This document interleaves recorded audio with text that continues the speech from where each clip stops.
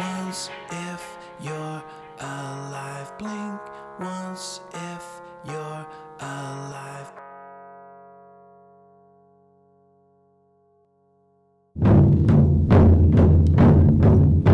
Well, that's Barca, baby. And it took me all these years and a trip to Barcelona to realize that sangria is my new favorite drink. Fresh fruit, wine, and alcohol on the rocks. Stay healthy and get buzzed while doing it.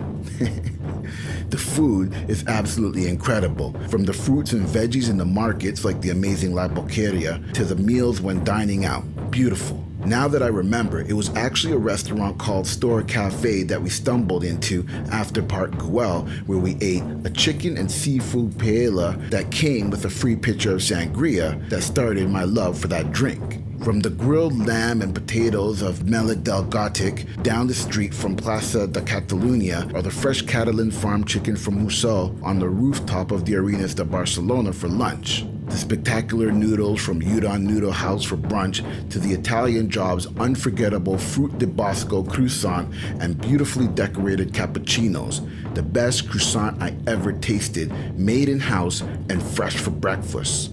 We'll talk about this later, but once you tasted food outside of North America, you feel betrayed, like your taste buds have been lied to all these years.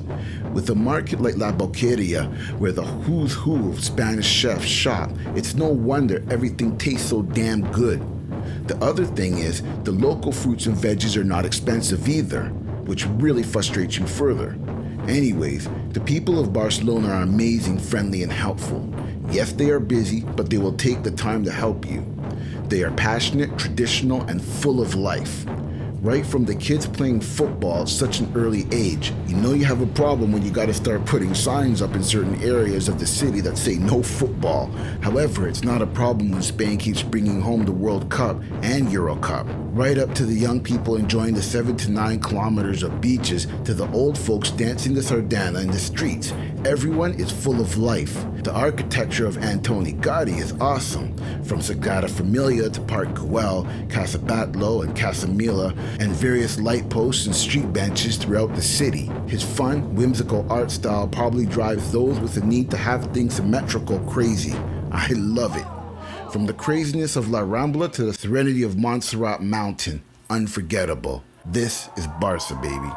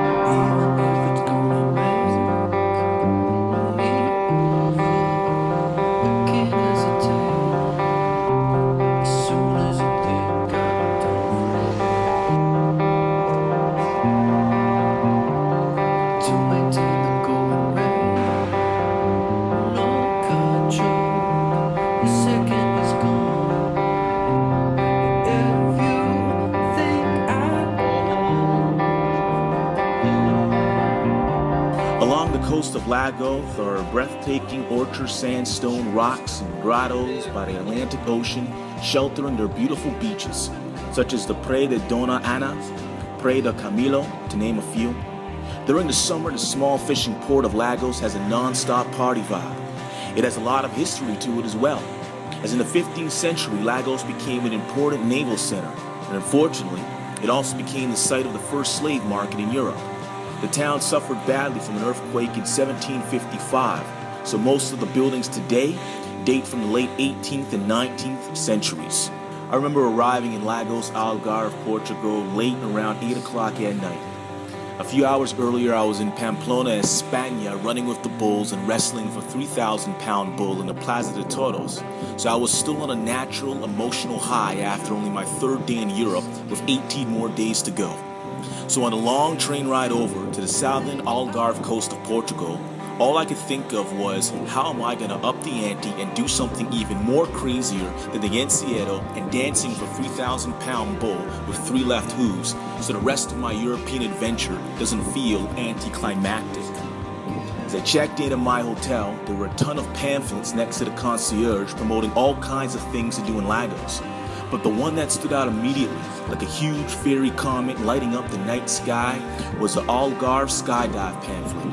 I always wanted to do it. I was planning on doing it in Toronto anyways, so instantly I thought, why not right here, right now? I told my concierge to call Algarve Skydive right away to see if I could skydive first thing tomorrow morning. My concierge looked at me like I was nuts and asked if I at least wanted to get something to eat first. I replied, no. He called them. 5 minutes later, I'm talking to a German woman on the phone who was making arrangements for tomorrow morning. 10 hours later, I'm in a taxi leaving Lagos on my way to Algarve, where I find myself at the Aerodromo Municipal de Portimao in a small hangar learning how to fly with some energetic, positive Portuguese guys with a zest for life.